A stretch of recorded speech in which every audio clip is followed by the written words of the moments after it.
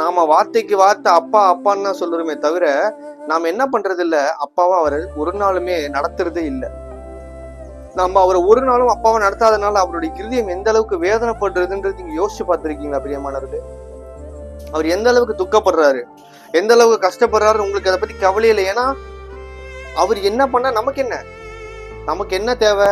நம்முடைய ஜபம் தேவை. எனக்கு ஒரு நல்ல வீடு வேணும், எனக்கு நல்ல ஒரு கார் வேணும், போட்டுக்கிறதுக்கு நல்ல உடை வேணும், நல்ல வேலை வேணும், கை நிறைய காசு இருக்கணும், பேங்க்ல அக்கௌண்ட்ல காசு இருக்கணும். என்னுடைய விண்ணப்பத்தை மட்டும்தான் நான் போய் சொல்லிட்டு இருப்பேனே தவிர அவர் என்ன சொல்றாரு, அவர் என்ன வேணும்னு நினைக்கிறாருன்னு கேட்கறது இல்லை. அவர் பிதாதாங்க, அவர் எல்லாத்தையுமே படைத்தவர் தான், சர்வத்தையும் படைத்த தேவன் தான்.